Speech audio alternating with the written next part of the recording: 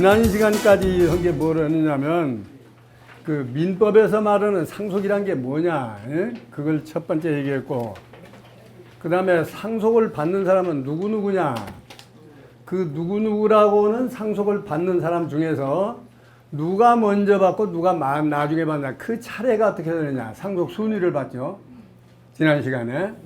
예, 그래서 지난 시간에 얘기는 주로 민법에 있는 얘기를 했습니다. 세법에 있는 얘기가 아니고. 그래서 지난 거는 2페이지까지 공부를 하고 3페이지 위에 줄 상속 포기까지 공부를 했습니다. 오늘은 거기 보면 과세 대상 자산, 이제 여기서부터는 세금 얘기입니다. 그러면 지난 시간에 상속이라고 하는 것은 크게 보면 신분 상속도 있고, 근데 요새 중요한 것은 재산 상속이다, 그런 얘기죠. 그래서 재산 상속이 받을 때 세금 얘기가 문제가 된다. 근데 여기서 그러면 어떤 재산에 대해서 세금을 매기느냐, 상속세를. 그냥 여러분이 아시는 것은 모든 재산에 대해서 다 상속세 매긴다, 이렇게 생각하시면 돼요. 모든 재산. 모든 재산에 다 상속세가 붙는다. 요새는 지금 우리나라 사람들도 제법 잘 사니까. 그런데 제가 좀 젊었을 때만 해도 말이죠, 상속세 문제가 생기면 그 집에 가서 다 둘러보고 시계도 있는지 다 적어가고 그랬어요. 그것도 다 상속재산에 집어넣는. 요새는 그런 사람 없지만은 특히 피아노 있는 거 말 것도 없이 적어가고 이렇게 했어요. 근데 요새는 피아노 보러도 안 오더라고요. 그 모든 재산이다. 그런데 여기 이제 두 가지로 나누면 이제 적극적 재산, 소극적 재산, 이런 분류를 했습니다. 이게 학문적인 분류지만은, 적극적 재산이라는 것은 말할 것도 없이 우리가 눈으로 보이는 거, 손으로 만져지는 거, 소위 유채물, 유채물은 다 적극적 재산이라고 한다. 이게 보통이죠. 근데 여기 모든 재산 그랬습니다. 보시면. 그러니까 여기 예를 든다면 부동산, 또 동산, 주식, 유가증권, 뭐 넓은 의미는 주식도 유가증권이지만은 뭐 채권, 유가증권, 무형자산은 뭐냐면 특허권 이런 거, 신한권 이런 것도 다 들어간다. 그 다음에는 이제 사인증여 재산을 포함한다, 이런 말을 하겠습니다. 사인증여는 글자 그대로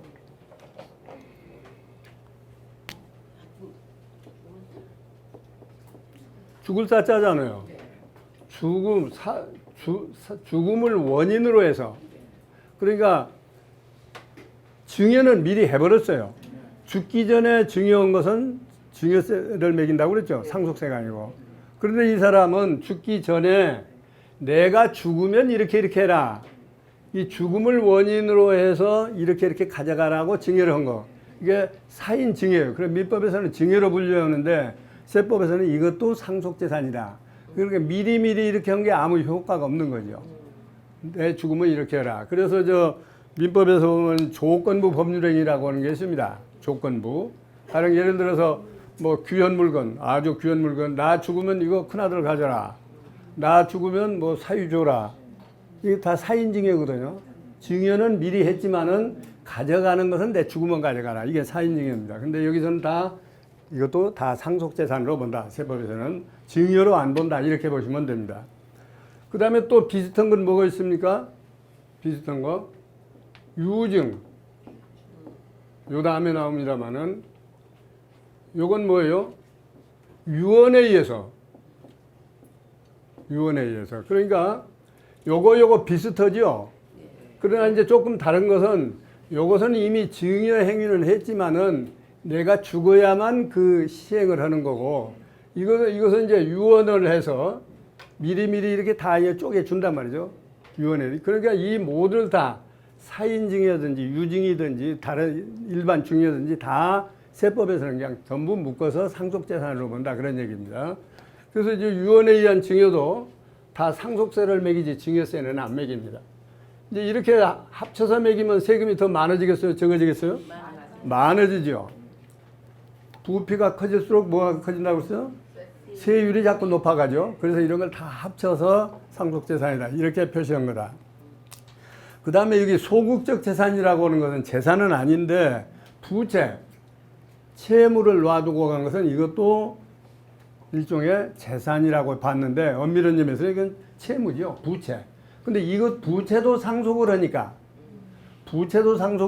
그래서 이것도 소극적 재산이라는 표현을 했고 부채입니다. 이 부채라고 하는 것은 내가 빚 쓴 거 말할 것도 없죠. 은행에서 썼든지 개인으로부터 썼든지 빚 쓴 거. 그 다음에 여러분이 아시는 임대 보증금 받은 거. 이것도 다 부채죠. 보증금 받은 거. 또 이제 회계학에서 말하는 뭐 가수금, 뭐 예수금, 선수금 이런 것도 다 넓은 의미로 부채니까 이런 부채를 다 한다. 그래서 적극적 재산에서 소극적 재산을 뺀 나머지가 이제 순증여 재산이거든요. 그렇죠? 적극적 재산에서 소극적 재산을 뺀 남은 순증여 재산. 이것이 상속 재산이다. 그 다음에 세 번째로 보시면 보험금. 요거 묻는 사람들이 많아요. 그건 이제 돌아가신 분이 보험 계약을 해놓고 자기는 죽었어요. 보험금 타기 전에. 그러면 이 보험금이 누구 거냐 그런 얘기죠. 이것도 상속재산이다. 왜냐하면 돌아가신 분이 계약을 해놓고 갔으니까. 근데 계약만 해놓고 실제 보험료는 누가 냈느냐? 아들이 냈다. 그런 수가 있죠. 아버지는 계약만 해놓고 사실은 돈은 내가 다 냈다. 그동안 보험료. 여러분요 용어 중에 구분해야 될 것이 보험료가 있고 보험금이 있죠. 이걸 막 혼돈해서 많이 써요. 근데 보험료는 내가 회사에다 지급한 거, 회사에다 지급한 게 보험료고 이것은 지급을 받는 것이 보험금입니다. 그러니까 이제 보험회사로부터 보험금을 받는 것도 이것도 상속재산이다. 근데 이제 아까 얘기한 것처럼 보험 계약은 아버지가 해놓고 아버지가 보험을 넣다가 아버지가 돈이 떨어져서 그 뒤부터 내가 넣었다. 둘이 나눠 냈다. 그러면 어떻게 해요? 보험금을 그동안에 보험료는 낸 비율로 쪼개요. 그러니까 아버지가 그동안에 1억 내고 내가 또 1억 냈다. 그래서 2억을 보험료 그동안 들어갔다. 그러면 2분의 1씩 아버지가 낸 비율에 해당하는 것만 상속재산에 넣어라. 그래야 맞겠죠? 네, 그렇게 한다는 보험금. 그런데 그 미안한 얘기지만은 전에 보면 이런 거 많이 돌아다녔어요. 그 10년짜리 보험 있죠? 비과세 보험. 그 비과세 보험을 선전하면서 이 보험회사 그 의무사원들이 10년짜리 넣어서 10년간만 넣으면 세금 없다, 상속세 없다 이렇게 선전을 많이 했어요. 그렇죠? 그 제가 아는 사람, 제가 그 고문을 해주는 회사 회장들도 어느 날 보니까 그거 넣었다고 그래요. 그거 어떻게 넣냐 했더니, 10년만 넣으면 상속세 안 문다고 해서 냈다. 그래서 그거 아니다. 잘못된 거다. 그 세금 낸다. 근데 보험회사 사람들 말 듣지 내 말 안 들으려고 그래. 그래가지고 한 번에는 교보에서, 교육보험에서 저한테 물어왔어요. 어떻게, 어느 것이 맞느냐. 그래서 세금 낸다. 내야 맞다. 그 요새는 이제 낸다고 선전을 좀 하더라고요. 이거 주의해야 돼요. 다 세금 냅니다. 다 세금 내요. 그 다음에 세 번째, 그 다음에 신탁재산. 이건 좀 별로 드뭅니다만은, 내 재산은 내 재산인데 다른 사람 이름으로 신탁해 놓은 것들. 요새는 부동산 신탁들 많이 하더라고요. 신탁재산도 내가 신탁자니까, 내가 맡긴 사람이니까 내 것으로 보는 거니까. 이것도 마찬가지로 상속재산에 들어가야 된다. 근데 여기 괄호에 보면 다만 공익신탁재산은 제외한다. 이건 무슨 말이냐. 별로 안 써먹는 건데, 공익신탁재산. 신탁을 하면서 내 재산을 맡기면서 이것은 내가 가져올 게 아니고 이거 앞으로 공익에다 써라. 이런 조건으로 맡긴 게 있어요. 이것은 안 들어가야 맞겠죠? 공익에 쓰라고 줬으니까. 요것만 빼주고 나머지는 다 보험금도 들어가야 된다. 그 다음에 밑에 보면 예외라고 되어 있어요. 과세 대상에서 제외하는 거. 다만 이런 건 또 빼준다. 말하자면 비과세란 얘기죠. 빼준다. 그래서 첫째, 국가 지방자치단체, 공공단체 이런 데다가 준 거. 이런 데 유증을 했거나 사인증여 한 거. 이것은 빼준다. 문화재 보호구역에 있는 것은 또 빼준다. 문화재 빼준다 이렇게 보면 되고, 그 다음에 묘토, 명당 자리 묘토. 이게 보통 우리가 위토라고 많이 해요. 위토. 어른들 모시니까 위토라고 하는데 이게 1980제곱미터까지 빼준다. 그 다음에 분묘지.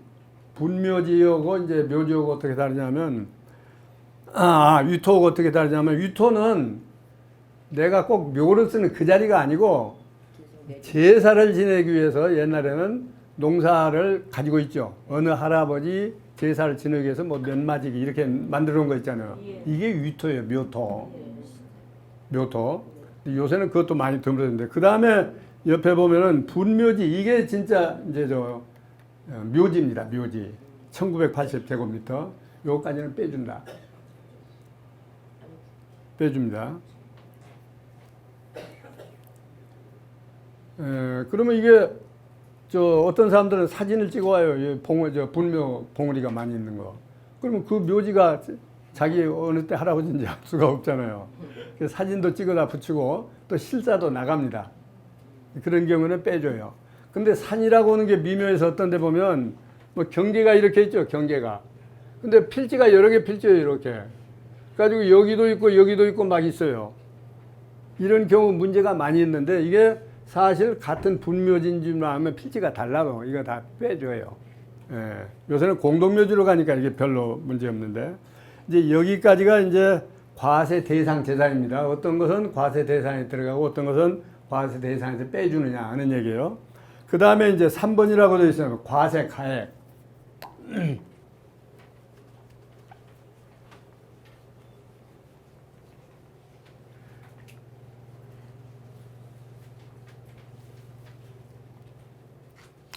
이제 지금까지 살펴본 것은 과세 대상 재산이 어떤 거냐를 살펴봤잖아요.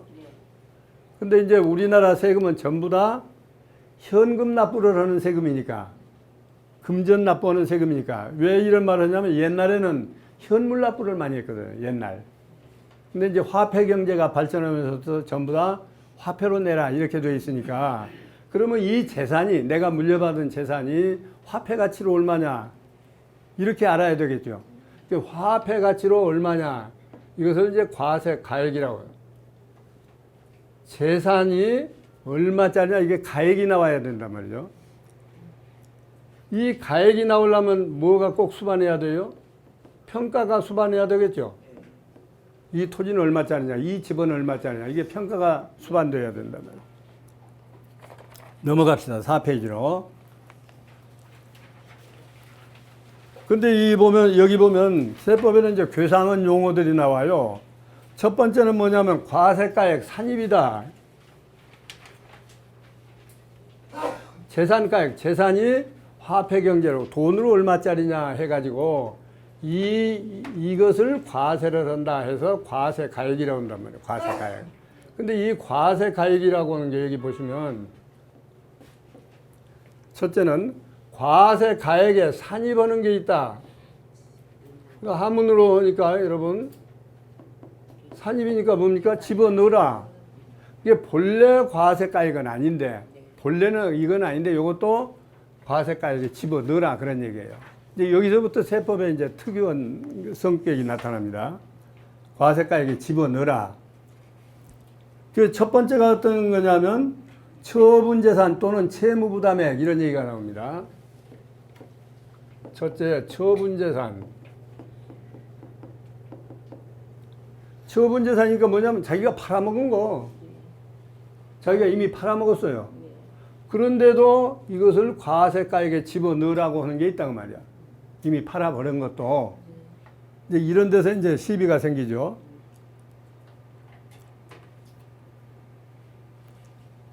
돌아가신 분이 피상속인이라고 한다고 그랬죠. 사망한 사람. 돌아가신 분이 이미 팔아먹었어요. 그러면 자기 죽는 날 현재, 상속 개시일 현재는 상속재산이 아니죠. 팔아버렸어요. 근데 이게 판 날짜가 언제냐? 10년이 아직 안 넘었어요. 10년이 안 남았어요. 10년. 10년이 아직 안 넘은 재산은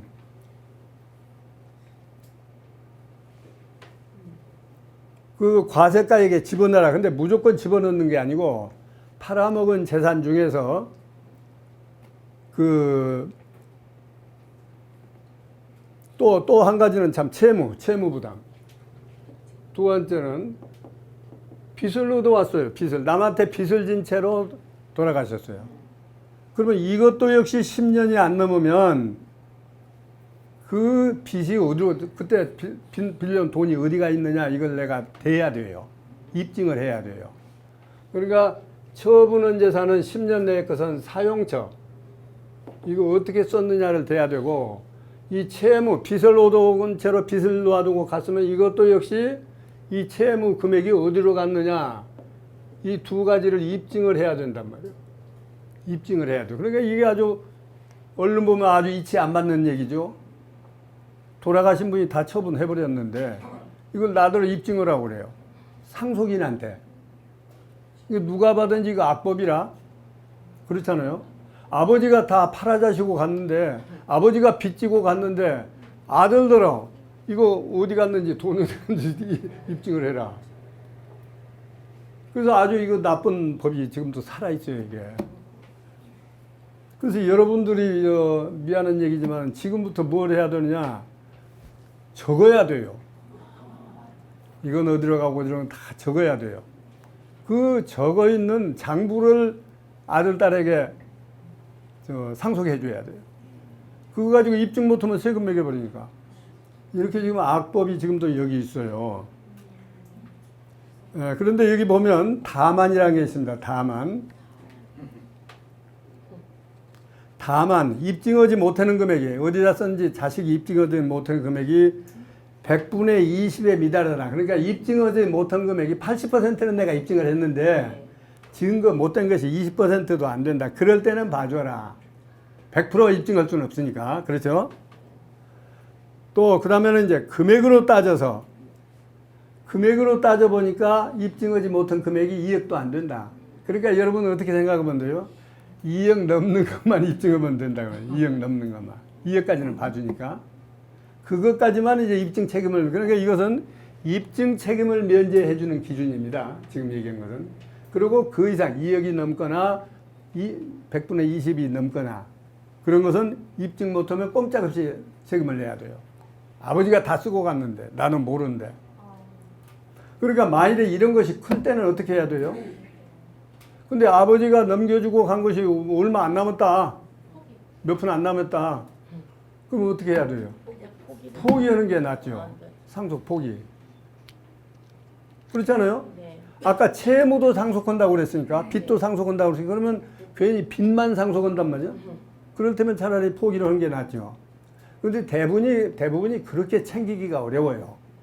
또 포기를 보면 언제까지 해야 된다고 그랬어요? 3개월. 사망하고 3개월 내에 포기 신고를 법원에 내야지 3개월 넘으면 또 포기 효과가 없어요. 그러니까 우리 이 생활에는 꼭 우리가 법률가가 아니래도 이 법률 상식은 가지고 있어요. 최소한의 법률 상식을 가지고 있어야 된단 말이에요. 그래서 여러분 공부하러 오셨겠지만은, 이런 것이 지금 세법에서 지금 문제가 있는 법입니다. 다만 여러분들이 지금 아까 10년 걸 그러면 어떻게 입증하느냐. 10년 걸 어떻게 입증하느냐. 저도 못해요, 저도 요새 재산도 별로 없지만 그래도 자꾸 왔다 갔다 통장에서 많이 하니까 그거 적어 놓습니다. 근데 어떤 때는 내가 적었는데 세월이 한참 간주해 보면 뭐라고 저건 내가 몰라요. 그런 거 있잖아요. 그래서 요새는 이제 생각을 바꿨어요. 이거 자세히 써놔야지 안 되겠다. 내가 써놓은 걸 내가 모르니까. 그런데 하물며 자식들이 어떻게 입증을 해요? 이거 어려운 문제가 생겼어요. 그래서 이제 입증하는 기간을, 그래서 10년 다허라고 있는 무리니까 입증 기간을 배분을 했습니다. 배분을 했어요. 상속인이 2년 것만 입증하면 되고 나머지 8년, 그렇죠? 10년간 걸 돼야 되니까 나머지 8년은 누가 입증하느냐? 이거 국세청이, 정부가 입증해라. 그러니까 8년 것은 자기들이 찾아다녀요. 가령 큰 돈이 1억이 빠져나왔거든요, 통장에. 근데 2년 내 거 같으면 내가 입증을 해야 되죠. 어디다 썼는지, 아버지가 어디다 썼는지. 2년은 넘었어요. 그러면 입증 책임이 누구한테 건너갔어요? 정부로 건너갔죠. 그 공무원들이 그 1억이 어디로 갔는가 찾아요. 보니까 뭐 막내한테 갔는데 뭐 보니까 사위한테 갔는데 이렇게 찾아서 이걸 과세를 합니다. 그래서 특히 아무리 못해도 2년권 착하게 좀 적어놔야 돼요. 2년권. 저는 별 재산은 없는데 현금이 좀 많이 아무래도 이런 직업을 가지고 왔다 갔다 해서 금년부터 다시 생각한 게 좀 자세히 적기로 했어요. 그래서 2년간만 적기로 했어요. 나머지는 지들이 뭐 찾든지 말든지 찾아서 과세만 할 수 없는 거고. 그래서 여러분이 조금 연세 드신 분은 생각하실 것이 야 그러면 2년간만 최소한 입증하면 입증 책임을 면한다. 그러면 지금부터 착실하게 적자. 2년간만 적어놓고 가시면 자식들한테 부담 안 주죠. 나머지는 자기들이 찾아서 과세를 해야 되니까 10년 거. 이것이 제일 세법상의 문제가 되어 있습니다. 그래서 말이죠. 이걸 이거 아주 나쁜 법률이다. 그래가지고 법률은 만들어졌는데 이 법률은 잘못된 법률이다. 어디에 비추어 봐서 잘못된 거예요? 어디에 비추어 볼 때 잘못된 거예요? 법률이 잘됐다 잘못됐다 하고 판단할 수 있는 기준은 뭡니까? 헌법이라면 헌법. 그러니까 이 법률에 있으니까 판사도 법률에는 위반될 수 없잖아요. 그대로 해야죠. 그러니까 이 법률 자체가 헌법에 위반됐다 하는 위헌 심판 청구를 해야 된단 말이에요. 그 제가 용감하게 했어요. 아니 제 것이 아니고 요 강남에 꽤 돈 많으신 분 제가 고문을 하고 있어요. 몇십 년간. 그래서 돌아가셔서 이거 본래 재산이 워낙 많으신 분이라 소속에 왔다 갔다 한 것도 우리가 보기에는 모두 크단 말이죠.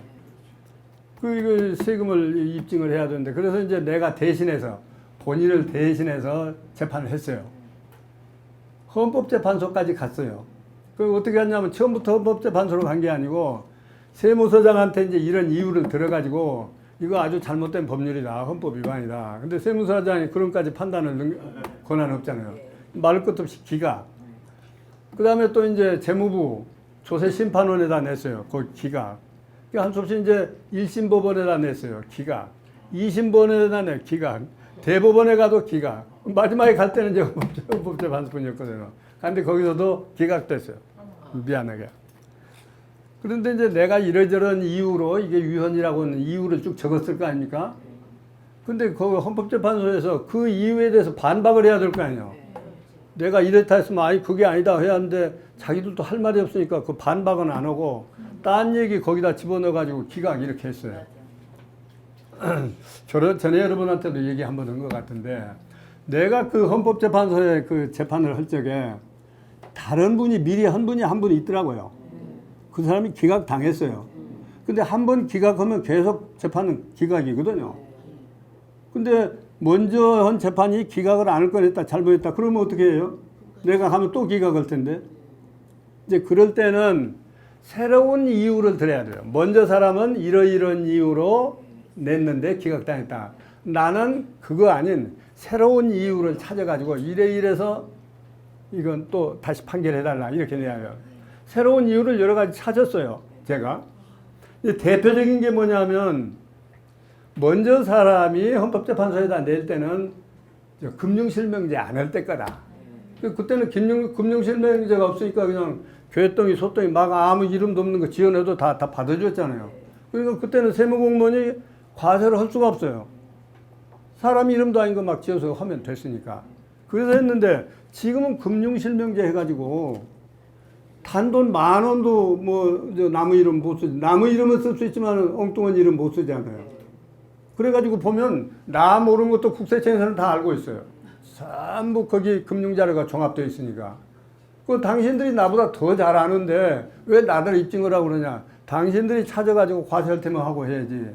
그런 이유가 첫째였거든요.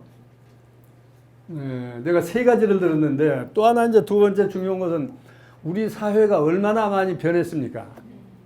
연세 드신 분은 젊었을 때고 생각하면 정말 많이 변했죠. 옛날에는 다 아버지 어머니하고 같이 살고 했는데 요새 누가 같이 살아? 안 살지.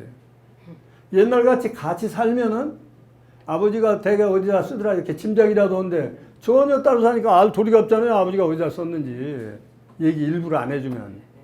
그렇게 사회가 변해서 저마다 부자간에도 같이 안 살고 오는데 어떻게 아버지가 어디 썼느냐를 자기가 입증하라고 그러냐. 이거 말이 안 되냐. 사회가 그만큼 많이 변했는데 옛날 것 가지고 지금도 하면 안 되잖아. 이렇게 했는데 그런 얘기는 대답도 안 했어요. 그래가지고 제 걸 기각할 때 이유는 딱 한 가지였어요. 뭐냐. 아직도 우리나라에 탈세하는 사람들이 많이 있다. 그러니 이렇게 안 하면 정부가 세금 걷기가 어렵다. 이렇게 해가지고 기각을 했어요. 말도 안 되죠. 어? 내가 아무리 생각해도 이거 그런 거예요. 그러면 또 누가 제3자가 또 하나 나서서 그보다도 더 좋은 이유를 대가지고 하면 모르겠어요. 또 세상도 자꾸 변하니까. 그러면 이제 새로운 대법관이나 이런 사람들은 헌법재판소 재판관들은 아 이거 해줘야 되겠다 하는지는 모르겠어요. 근데 제가 한 줄로 아무도 하는 걸 못 봤어요. 그래서 이게 아주 악법인데 지금도 살아있어요. 그럼 이런 것은 국회의원들이 좀 해줘야 고쳐줘야 국회가 고쳐버리면 되죠. 법률을 고쳐버리면 되죠.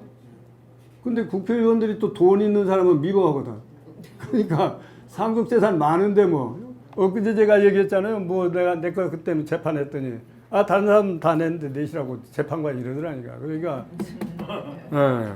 그래서 이게 지금 우리 세법에서 가장 문제가 되는 거고 여러분이 좀 신경 써야 될 부분이 이 부분입니다. 그 다음에 이제 또 이것을 요거 아까 기간은 이렇게 한다고 그랬죠. 금액도 일정한 기준이 있습니다.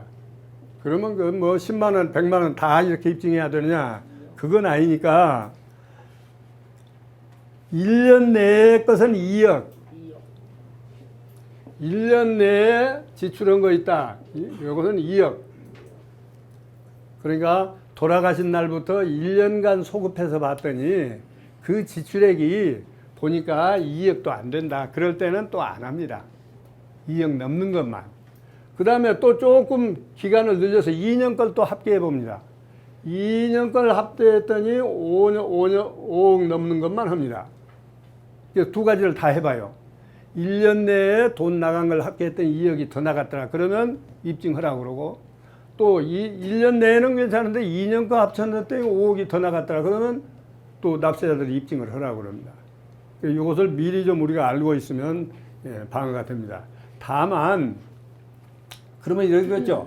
뭐 300만 원, 300만 원, 200만 원 이런 거 수없이 나갔어요. 그러니까 합치면 2억이 넘어요. 이런 경우도 그러면 2억이 넘으니까 조사하느냐. 그런데 공무원들이 이건 좀 재량을 가지고 있어요.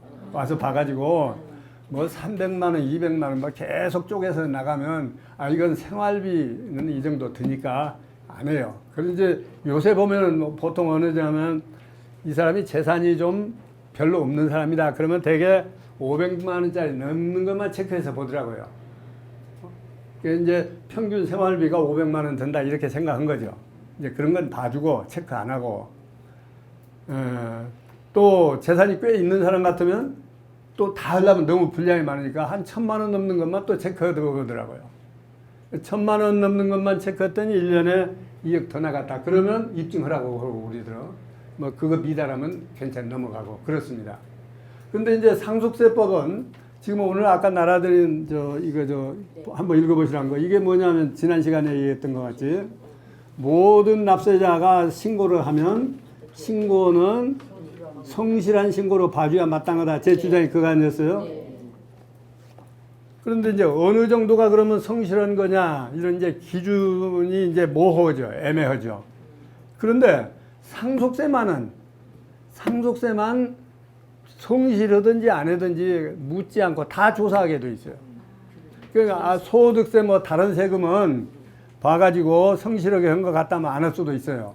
문제 있는 것만 뽑아서 할 수도 있어요. 그런데 상속세는 아직도 옛날처럼 전부 다 요새 흔히 말하는 전수조사를 하게 돼 있어요. 전수조사. 그러니까 더 신경 써야 돼요.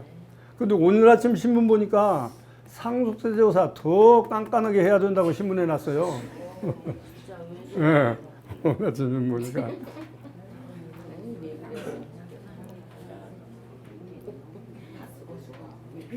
그 다음에 이제 두 번째로.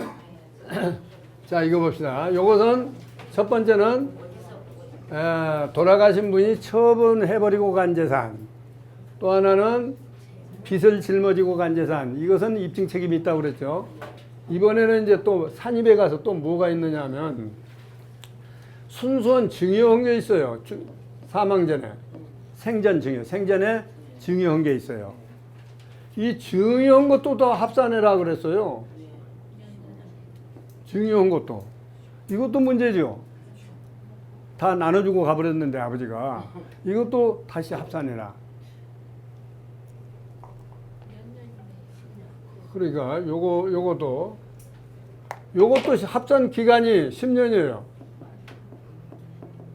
그러니까 증여해놓고 아들, 딸 나눠주고 10년 더 살고 가셔야지 10년 내에 돌아가시면 허탕이야.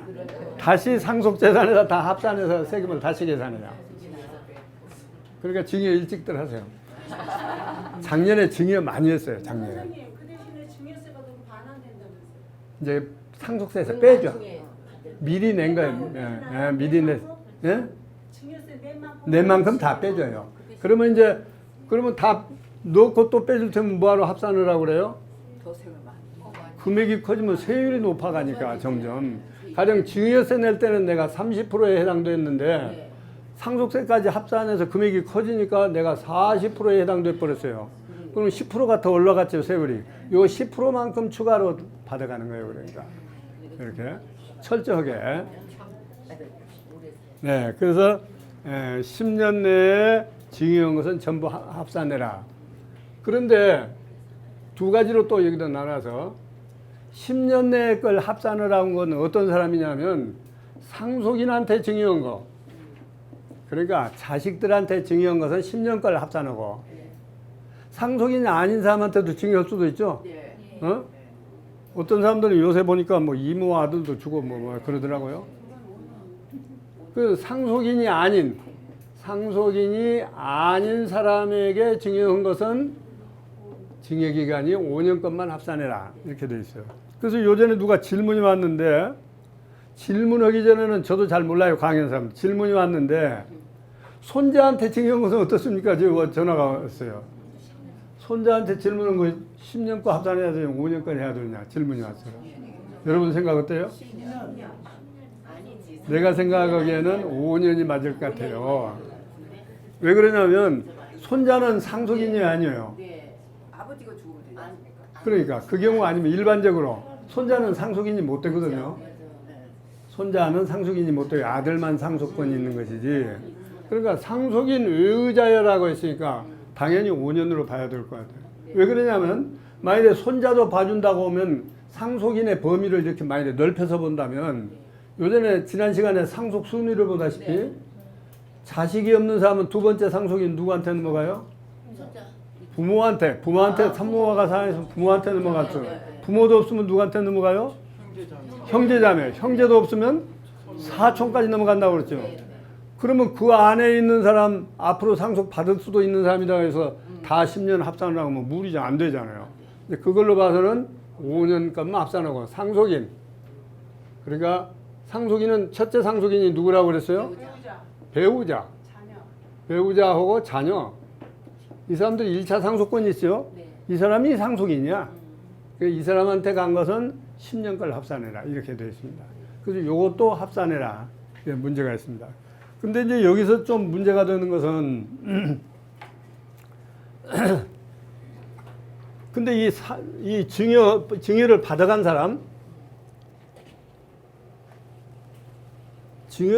사람이 우리는 이렇게 친족만 생각하지만은 어떤 경우는 친족 아닌 사람한테도 줄 수도 있죠, 증여는.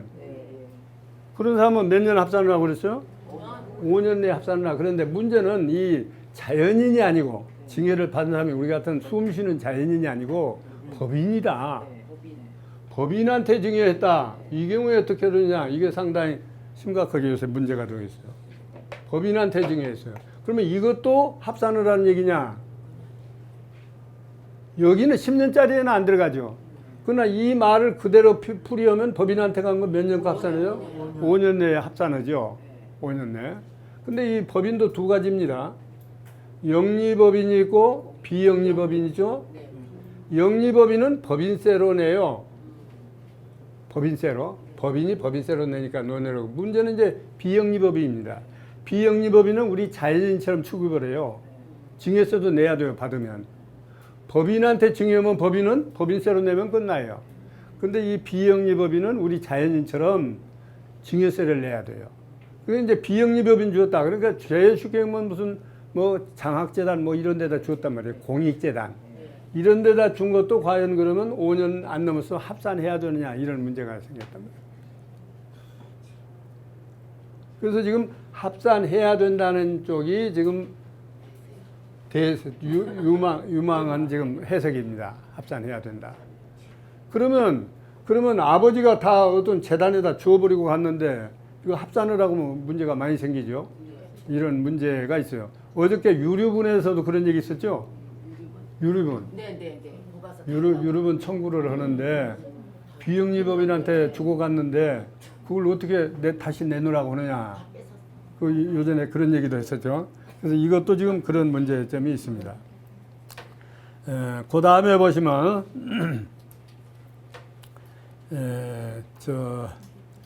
아까 방금 여쭤보신 분 증여세 낸 것은 다 이거 빼줘요. 증액된 것만 하지. 그 다음에 밑에서부터 다섯째 줄에 보면 이번에는 과세가의 공제 또는 불산입이라는 게 있습니다. 지금까지 본 것은 뭘 했습니까? 산입. 이런 것은 다 집어넣어라 여기다. 우리 상식으로 보나 다른 법률에서 비춰볼 때는 상속재산이 아니지만은 이런 것도 상속재산에 넣어서 세금을 내라 이런 얘기고, 이번에 두 번째로는 산입이 아니고 이제 불산입이죠. 다른 말로 하면 이런 것은 빼줘라 하는 겁니다. 빼줘라. 첫째 보면 피상속인이 납부하지 못한 공과금, 그러니까 세금 안 내고 돌아가신 거, 이건 빼줘라. 왜냐하면 아버지가 세금을 못 내고 돌아가셨다는 얘기는 아버지는 그 세금이라는 채무를 놔두고 갔으니까, 그렇죠? 채무는 공제해 준다고 그랬죠. 이제 그런 뜻에서 이거는 빼줘라 하는 거고, 그 다음에 장례비 빼줘라. 장례비 500만 원 무조건 다 빼줘라. 근데 장례비가 500만 원 더 많이 든 사람은 증거를 가지고 오면 1000만 원까지 빼줘라. 근데 요새는 1000만 원도 훨씬 더 들더라고요. 예, 맥심 1000만 원. 예. 그래서 어떤 신부가 늘 텔레비전에 나와서 얘기를 하는 거 들으면 노인들이 즐겨 듣는다고 그러는데 500만 원만 남겨놓고 쓰시오. 맨날 그런 신부가 하나 있어요. 500만 원만 내고 다 쓰시오. 맨날 쓰세요. 근데 그 양반이 알고 그랬는지 모르겠어요. 500만 원 남겨놓으란 게 뭐예요? 내 장례비 내가 놓아놓고 가니까 너희들 부담 안 시킬 테니까 500만 원 내고 다 쓰고 가라. 맨날 얘기하더라고요. 그 다음에 이제 5페이지로 넘어갑시다. 아까 얘기한 것처럼 피상속인의 채무는 빼준다. 근데 여기 이제 다만 좀 어려운 말이 있어요. 증여 채무로서 상속계 시전 10년 내에 진증여 채무하고 상속계 시전 상속인 아닌 자에게 진증여 채무는 그러나 안 빼준다. 이게 이상한 말이 있어요. 이거 보통 다 읽어도 무슨 말인지 몰라요. 이게 무슨 말이냐면 아까는 5년 내 거 넣으라고 그랬죠. 여기 오니까 또 딴소리 하죠. 이게 뭐냐면 이 세무공무원들도 이 항목을 잘 몰라요. 무슨 말인지. 나도 처음에 이해할 때 힘들었어요. 이게 무슨 얘기냐면 이 상속이라고 하는 것은 계약입니까 아닙니까? 계약. 상속. 계약이 아니에요. 계약 아니다. 일반적으로. 계약 아니죠. 부모가 돌아가셨으니까 저절로 나한테 온 거지 부모가 나오고 계약을 한 건 아니잖아요. 그런 것은 이제 사건이라고 그래요. 사건에 의해서 저절로 나한테 온 거고 증여는 계약이에요. 근데 보통 우리가 증여도 계약으로 생각들을 잘 안 해. 왜냐면 되게 부모가 자식 주는데 내 마음대로 주고받는데 무슨 계약이냐. 그런데 법률상 증여는 계약이에요. 그래서 이제 그 증여 민법의 증여편에 보면 주겠다는 의사표시하고 받겠다는 의사표시가 맞아야 된다. 그러면 계약이 성립된다. 이렇게 설명했어요. 그러니까 아무리 내가 준다고 해도 또 받기 싫다 할 수도 있으니까. 특히 뭘 주면서 거기다 조건을 붙여서 주면 아들도 아버지가 중일 없으니 그대 내가 이걸 주는데 그대는 조건이 하나 있다. 이거 해라. 그럼 나 안 받을래 이럴 수가 있잖아요. 그래서 증여는 계약입니다. 그래서 여기 무슨 얘기냐면 가령 증여 계약을 체결했어요. 증여 계약을 체결했습니다. 근데 증여 계약을 체결했는데 아직 증여는 안 했어요. 그러니까 여러분이 이제 법률상 개념을 구분해야 될 것이 그 계약이라는 행위하고 그 행위를 이행하는 거하고는 항상 구분을 해야 돼요. 계약을 하면 그 계약 자체로서 계약의 효력은 생겨요.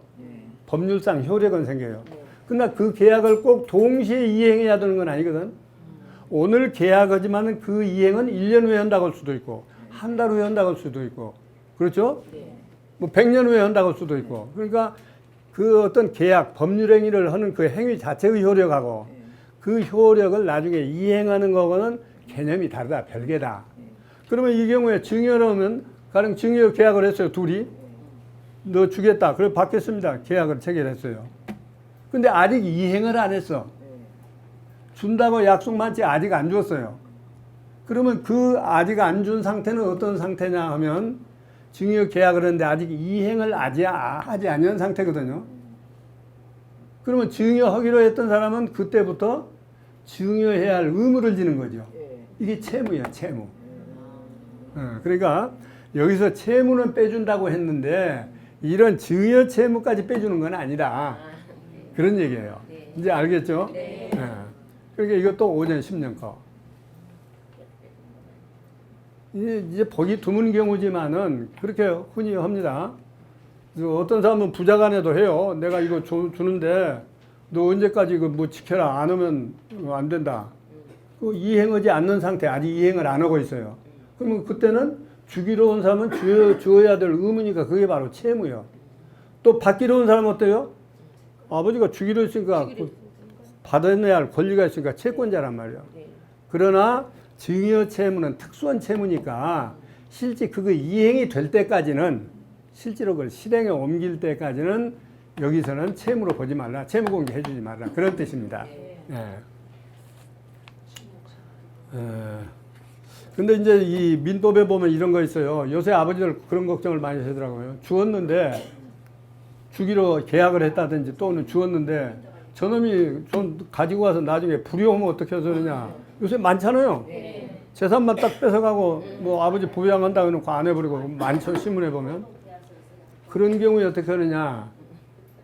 그 민법에 보면 그런 증여 계약을 해제할 수 있는 사유가 있어요. 해제. 아무리 내가 증여를 했더라도 이러이러한 일이 생기면 그 증여 계약을 해제할 수 있다. 증여 계약으로 본다고 그랬죠? 계약이라고 하는 것은 이제 해제가 전제되어 있는 거니까 해제할 수 있다. 그러면 어떤 경우에 해제할 수 있느냐? 제가 한마디로 얘기하면 이렇게 써져 있습니다. 무슨 자입니까? 해제입니까? 해지입니까? 해제입니까? 해제. 소급해서 없어져 있으니까 해지요. 해지는 인제부터 없는 거고 기왕의 효력은 인정해 주는 거예요. 소해지고 해제는 소급해서 해제입니다. 무슨 망자? 잊을망자죠. 무엇을 잊어버렸느냐? 부모 은혜를 잊어버린. 그러니까 저놈이 가져간 돈에 부모한테 망은 행위를 해. 부모한테 은혜를 잊어버리는 행위를 해. 이럴 때는 해제할 수 있다는 조항이 있어요. 해제할 수 있다.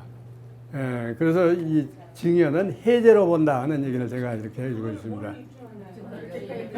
그러니까 입증할 것이 이제 뚜렷하면 좋고 서로 우겨대면 어때요? 나 아버지한테 잘한 거예요, 효도한 거예요. 아버지는 너 이놈아 부려온 거예요 하면 어떻게 해요? 할 수 없이 재판에 가야 돼요. 그래서 재판이 그래서 있는 거니까. 예. 저 그런 경우, 이런 경우 흔히 있더라고요. 저도 상담을 많이 받아요. 저놈이 나는 재산 다 털털 털어서 주었는데, 저놈이 아버지 좀 보지도 않으라고 그런다. 뭐, 흔히 있어요. 그래서 옛날 벌써 민법에다 다 이런 적어 놨어요. 망한 행위를 하면 이걸 해제할 수 있다. 이제 여기까지 얘기를 했습니다. 이제 5페이지 위에서 5째 줄입니까? 과세재산의 평가, 이제 다시 원점으로 돌아가서.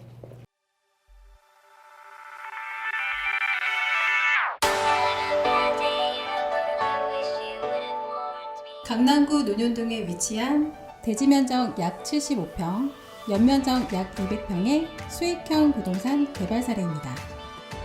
인지도 있는 브랜드와 연계하여 임차인이 선호하는 최상의 공간을 만들어갑니다. 소호 사무실을 계획하여 수익률을 극대화하였습니다.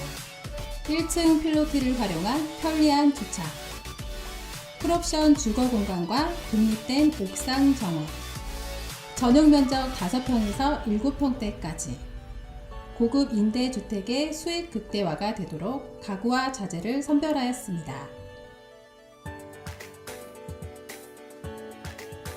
풀옵션으로 전자제품, 가구류와 집기류가 모두 포함되도록 계획하였습니다. 매각 시 자산 가치가 높을 건축물로 디자인하였습니다.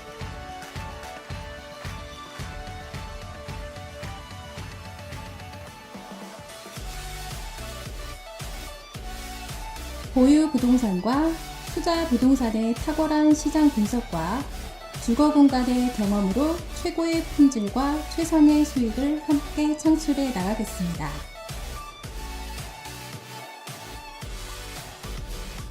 책임, 위탁, 전속, 일반 관리 등 건물주 취향에 따라 선택 가능합니다. 수금 책임제로 월세 미납 시 대납해 드립니다. 공실 클럽 및 제휴사의 광고를 통한 타사 대비 공실률 최소화로 인해 수익률 증가가 가능합니다.